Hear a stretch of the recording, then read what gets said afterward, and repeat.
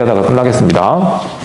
자, 일단은 아까 얘기했다시피 이 신민에 가지고 있었던 가장 중요한 거는 두 가지. 그러니까 실력 양성. 이 양성한다는 것 자체는 중요하다고 생각했었어요. 그래서 교육 활동에 되게 많은 역점을 두고 있었습니다. 알겠습니까? 대표적인 게 대성학교, 그 다음에 오산학교 이런 학교들을 갖다가 운영하신 분들이 대거 신민회 회원들이 많았고, 아까 얘기했다시피 안창호 선생님의 학교가 대성학교였습니다. 알겠습니까? 오산학교는 이승훈이라고 하는 분이 이끌어졌고, 이해됩니까? 그 다음에 경제체제에서 가지고는, 그러니까 우리가 실력을 키우기 위해서는 경제가 발달해야죠.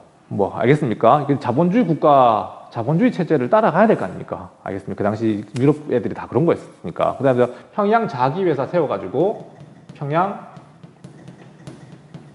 자기회사를 운영하면서 자금도 모으시고, 알겠습니까? 이런 식으로, 실력을 키우는, 그러니까 우리 국민들의 실력을 향상시키는, 국권을 향상시키는 그런 활동 자체를 하셨고,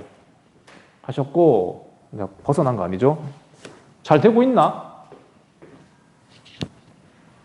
나 끊긴 것 같은데? 그러네. 나 끊겼어. 왜 이러면서 튕겼습니다. 왜 이럴까요? 다시 들어가. 나 끊겼어.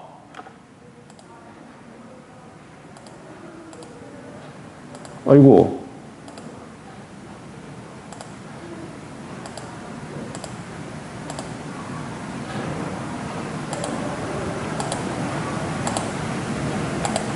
얘들아, 나 다시 돌아왔다. 얘들아, 자, 나 튕긴 것 같은데? 내가 못 봤어요. 자, 튕긴 것 같은데? 왠지 대답이 없더라. 자, 들리나요? 자, 어쨌든 유튜브는 잘 돌아가고 있었습니다.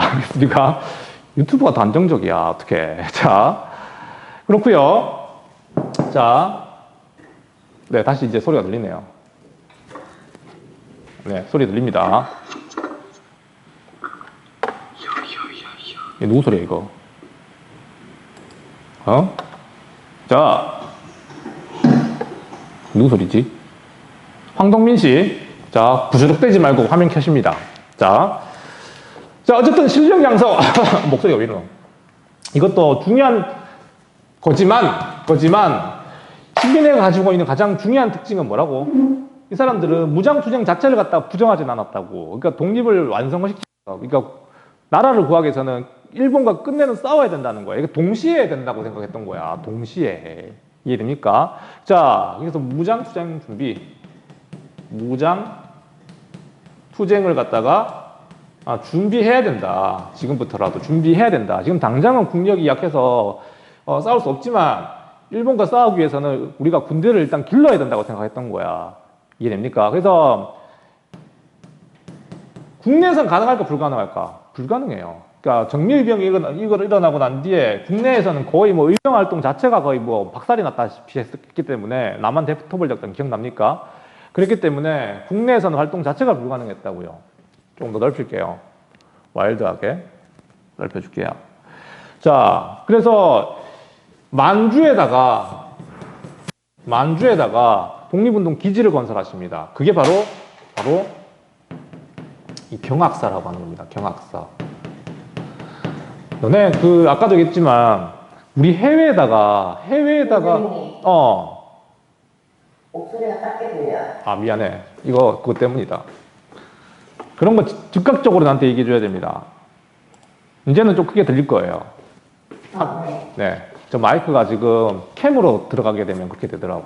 자, 지금 노트북 화면 들어왔지만 아마 지금 좀 불안정한 상황이지만 녹화는 다 되고 있기 때문에 좀 끊기거나 이런 부분들은 나중에 유튜브에 다시 보세요. 에피소드 1, 에피소드 2로 이렇게 돼 있던 거 계속 올리고 있습니다, 쌤은. 경학사라고 하는 걸 이때 만들게 되고, 알겠습니까? 이게 삼원보에다 만들어지게 됩니다. 삼원보. 만주에 있는 삼원포. 나는 옛날에 삼원포라고 했는데 요즘 삼원포라고 하더라고. 자, 이 삼원포라고 하는 곳은 어쨌든 만주, 남만주, 저기, 어디라고 해야 되나? 거기 명칭이 생각이 안 난다. 어쨌든 나중에 설명해 줄게요. 이 삼원포라고 하는 곳에다가 이 한인 집단 거주지, 경학사를 갖다가 건설하게 됩니다. 그리고 여기에서 독립운동가들을 양성하는 학교도 만들어요. 그게 바로 신흥 무관학교예요. 신흥 무관학교를 갖다가 이때 만들게 돼요. 알겠습니까? 그러니까 전부 다 누가 했던 거라고? 신민회 회원들이 해낸 겁니다. 그러니까 앞으로 우리 독립운동사에서 굉장히 중요한 사람들은, 그러니까 독립운동가들 다 여기 나왔다 생각하면 됩니다. 알겠어요? 만주에서 독립운동 하신 분들은 다 어디 출신이다? 거의 대부분 다 신흥 무관학교 나오신 분들입니다. 알겠어요? 그러니까 엄청난 곳이죠, 이게. 오케이? 그러니까 물론 아닌 분도 있지만, 신흥 무관학교 출신의 독립운동가들이 엄청나게 많이 있었어요. 오케이? 이렇게 해가지고, 만들어진 거예요. 신민회 활동 중에 하나였었어요. 알겠나요? 자, 그런데, 요거까지만 막 마칠게요. 이제 일본도 이걸 알아챕니다. 이게 신민회라고 하는 게 비밀 결사단체이긴 하지만 일본도 이 신민회를, 이게 어떤 조직이었냐면, 얘들아. 내가 만약에 신민회 회원이잖아? 그리고 구반쌤이, 정민교 쌤이잖아? 그러면 둘 다 신민회 회원이야. 서로 신민회 회원인지도 몰랐어요. 이해됩니까? 그러니까 그 정도로 비밀 조직이었다니까? 그러니까 내가 신민회 회원 활동을 하고 있지만, 신민회 활동하는 사람들이 누군지 정확히 알 수가 없었어요. 알겠습니까? 그런 식의 조직이었기 때문에 굉장히 비밀스러운 조직이었죠. 그러니까 이게 그렇게 비밀스럽게 운영했지만 이게 일본 애들이 나중에 눈치를 채요. 이게 나중에 이걸 어떤 식으로 이거 없애버리냐면 이 안학사건이라고 있었거든요. 잠깐만, 이건 어떻게 적어줘야 되나? 자, 이건 어떻게, 그런데 이거 좀 책은 안 나오지만 안학사건이라고 있어요. 안학사건. 라고 하는 건 있었는데, 이게 있잖아, 뭐냐면, 그러니까 이 신민회는 아까 있다시피 독립운동 기지도 만들고 이러다 보니까 자금이 많이 필요했습니다. 독립운동 자금. 알겠습니까? 그래서 이다시 안명근이라고 이 당시에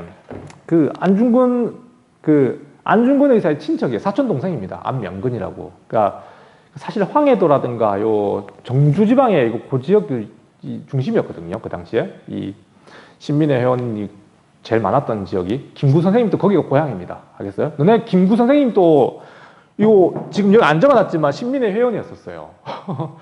백범 김구. 알겠습니까? 지금 이 단계에서는 안창호 선생님보다 한참 미치기 때문에, 알겠습니까? 지금 명함도 못 내밀어요. 그러니까 이분들은 엄청난 분들이라니까. 엄청난 분이라고. 김구 선생님보다 훨씬 더 이제 윗급의 사람들이에요. 사실은. 다 돌아가시고 난 뒤에, 해체되고 난 뒤에 김구가 이제 주도한 거지만, 일단은 김구 선생님도 그 신민회 회원이었습니다. 그 당시에. 어쨌든 그 안학 사건이 뭐냐면 그 황해도라든가 정주 지방 일대 이제 모금 활동을 하고 다녔던 사람이 누구냐면 안명근이라는 사람이었거든요. 그 아까 했던 안중근 의사의 사촌 동생. 안중근 집안 다 독립운동 하세요. 어머니까지, 조마리아 여사까지 다 독립운동 하신 분들 엄청난 집안인데, 하여튼 이게 독립운동 자금을 모으다가 이게 발각된 사건입니다. 이게 안학 사건이라고 하는 게. 이게 일제는 돈을 모으고 다니는 것 자체가 불법일 수는 없잖아요. 안 그래요? 내가 당신들한테 쌤이 지금 돈이 좀 필요한데 나한테 좀 빌려주지 않겠니? 하면은 애들이 막 빌려줄 수 있잖아. 그거 자체가 불법은 아니에요. 이해됩니까? 오케이. 근데 이게 이제 어떻게 발각된 거냐면, 이 양반들 중에는 독립운동 한다고 이렇게 일본을 몰아내기 위해서 독립 자금을 모은다고 다니고 있으면 뭐 찬성하는 쪽도 있겠지만, 어떤 사람들은 막 저런 돈을 왜 뜯어가지 하면서 반대하는 사람도 있었거든요. 이제 이거 고발하게 돼가지고 이제 걸린 겁니다. 그러니까 이제 돈을 왜 모아서 이렇게 하고 있느냐 하는 것 같다. 날조한 사건이 105인 사건이라고 하는 겁니다. 105인 사건. 다시 말하면 단순히 모금 운동을 벌인 이 안학 사건을 갖다가 그 당시 총독이었던 데라우치 마사다케를 갖다가 암살하려고 하는 시도였다라고 해서 날조한 사건입니다. 알겠어요? 그래서 이 안학 사건과 관련된 수백 명의 사람들을 잡아들여요. 다 신민회 회원들이 많았겠지. 이게 돈 낸 사람들은. 이해됩니까? 그러니까 이 자금을 냈던 사람들 중에 신민회 회원이 당연히 많았을 거 아니야. 맞죠? 그러니까 뭐 증거는 없어. 신민회 회원들이 당연히 이게 많이 참여했을 거니까. 그러니까 600명가량 되는 사람들 다 잡아들여요. 오케이? 다 잡아들여가지고 너 신민회 회원이지 막 고문하고 했던 사건. 결국 105인, 105명을 갖다가 처벌합니다. 알겠어요? 이걸 갖다가 우리가 뭐냐면 105인 사건이라 불러요. 105인. 자, 안학 사건이 계기가 돼가지고 105인 사건이 일어난 거는 이제 이 안학 사건에 관련된 사람들 중에서 105명을 갖다가 처벌한 거지. 처벌한 거지. 너네 돈 모아가지고 우리 총독 암살하려고 그랬지. 이렇게 조작한 사건입니다.